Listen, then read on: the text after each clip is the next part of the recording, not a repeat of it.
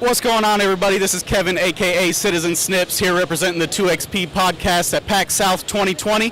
I'm here at the 3D Realms booth with Fred, Vice President and Lead Designer and Developer for some of their games here. Wanted to talk a little bit about their offerings today. So I know you've got 3 different games for us today, Fred. The first one that I experienced was GhostRunner myself. So can you give us a quick little breakdown on kind of what GhostRunner is all about? Absolutely. So GhostRunner is a new cyberpunk first-person slasher developed by One More Level and published by All In Games.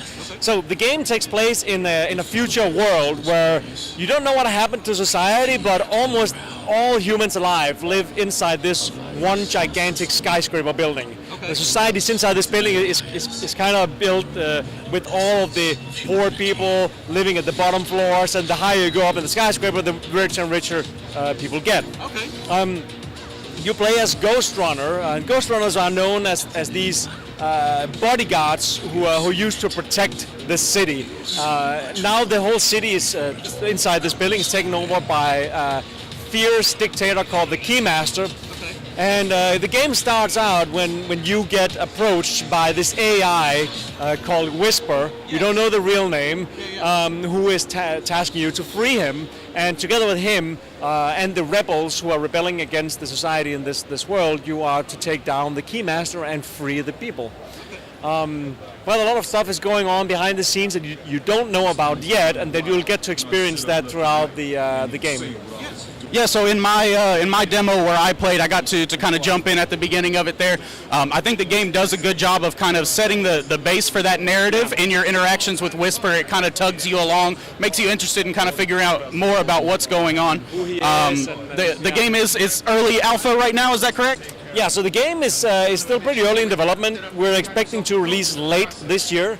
And yeah, the game is a very fast-paced first-person slasher, as we call it. You have a range of different abilities you use throughout this world. In this demo, we show off, for instance, the leash, the wall run. You can slow down time to kind of avoid bullets in mid-air. Of course, you have your trusty sword, which is a one-hit kill weapon. But just like you're killing enemies with one hit, they also kill you with one hit. The game has this gameplay loop that's a bit similar to Hotline Miami. You can call it a first-person cyberpunk version of Hotline Miami, where you have these tight little situations with different enemies, and you have to kind of analyze how do I eliminate these enemies without getting hit once to get to the next area. Right. So there's lots of multiple different paths you can take and different ways you can kind of solve each of these situations. Yeah, I noticed that in my playthrough as well for the demo. So for being so early in release still as well, the movement mechanics seem very fluid. Everything seemed to work really well, which is a really good sign, obviously, since that's going to be a large core kind of the game going forward. Exactly. I thought it did a good job of pacing kind of the introduction of the different mechanics as well, because it went from just the sprinting to wall riding, adding in the dash mechanic where you can hold it to pause, and then right when I was kind of getting a good feel for that and I thought what might be coming next, the leash grapple mechanic came in right at that perfect time. So it does seem like it would be a lot of fun, something I think speedrunners especially are going to be very, very interested in. And I did enjoy one thing to keep in mind as well, because in this kind of game you're probably going to die quite a bit. And to keep the frustration level minimal, as you guys did add really quick respawn to get you right back into the action. You start pretty much instantly where you died. Like each of these different situations are pretty short.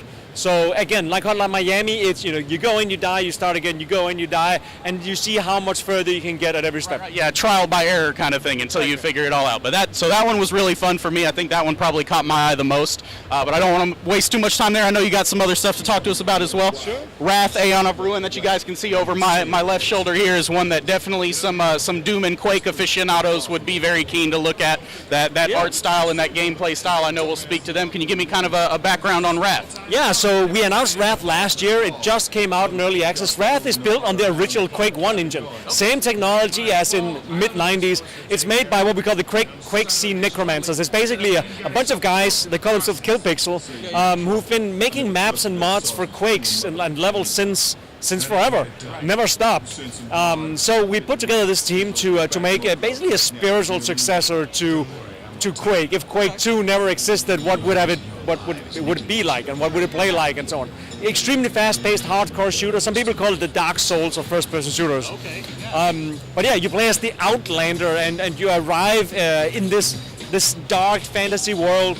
You're tasked with taking down these guardians that roam the world and And yeah, you meet grotesque enemies. You have the most insane weapon you can imagine. One of the guns I'm standing with here, which is yeah, I think we have the biggest shotgun in any game. Yeah, I got a great photo op with this one earlier, and I will say, folks, it's got some weight to it too. This is a nice, good, hefty feeling gun. So yeah, besides that, we also have a few new elements to the genre. Like, for instance, the artifact system in the game. One of the artifacts you get to use in the game is called the Soul Tether. It's basically our way of saving in the game. Okay. The Soul Tether is basically a portable respawn point. You drop a Soul Tether, and then whenever you die, you will respawn from that point. You can drop it wherever you want in the world, but all of a sudden, saving becomes much more of a tactical decision rather than something you just spam F5 or F6 and then, yeah. That's a really interesting mechanic, because I wanted to mention as well, when you have, these Souls are kind of like Quake platform built games, it's difficult to try and differentiate them from just kind of doing the same thing. So that's really interesting to see. What other kind of mechanics would you say that you have to separate it from the Quake area? So many of the mechanics are based around these artifacts you have. So you have to be really careful and tactical whenever you approach a new situation. For instance, you can use something called a life siphon, and life siphon actively drains health from enemies when you kill them and give it back to you. Okay. You can also use something called the Cruel Aegis, which basically takes away 90% of your health. I like the name already. And then gives you invincibility for a limited amount of seconds. Okay. So you can kind of trade off. There's always a trade-off with these different artifacts in the game. You can trade off, in that situation. You say, okay, I have a lot of health, but this enemy is so hard to fight. I'd rather replace it with invincibility to go down to 10 health points, for instance. Besides that, we also have a journal system. You have this book you can bring up where you can pick up manuscripts. Manuscripts is these lore pieces that spread around the world from the people who died in this world. You can read what are their stories, how did they get here, what happened to everyone in this dying world. We also have, of course, a bestiary where you can read about what enemies you meet and then maybe get hints about the weak points and so on. Awesome. So yeah, it's a very interesting, extremely fast-paced, hardcore game. That's really neat. I do like that kind of strategic element that the artifacts bring in. That's really something that can be a lot different. And then I guess that brings us to our last announcement for today. I know you guys just announced it this morning, actually. Kingpin Reloaded, which will be a remake of a kind of a new rendition on an old classic. Can you tell me a little bit more about the inspiration behind that? Yeah, so Kingpin is a classic first-person shooter. Came out in 1999, was one of the forerunners to the RPG first-person immersive sim type game like Deus Ex, System Shock, and so on. In this very unique steampunk type 1920s world, which takes place in a future that never was. Okay. The game itself, the source code was never actually kept or released or anything. So Kingpin Reloaded is basically a one-to-one faithful recreation of the original game. You wouldn't notice a difference, except that now lighting is prettier, shadows are softer, and little aesthetic improvements. Yeah, and of course now you can play the game in 4K, high resolution, ultra wide. We also improved a lot of the mechanics and systems in the game. Again, this was a first in many different elements in the first-person shooter genre, which means that they were not quite perfected. They didn't have the technology to really do quest systems correctly and inventory management and so on. So in the game original, you did have quests, but you had no idea. You could bring up like a little text journal that would say kind of what you learned throughout the world, but the system, visual guides or anything like that? No, not like that. And inventory was just a guess of what do I have on me. You don't really know because the UI system of the original game was limited by the Quake engine. It was really, really bare bones. So we're doing a lot of improvements to the original game, adding a proper inventory system, adding a proper quest system, a proper map and world system where you can see where you are in the world, alongside just quality of life balancing to the game to make it the game that it could have been if they had more time back then to develop it. But it's become a cult classic, music by Cypress Hill.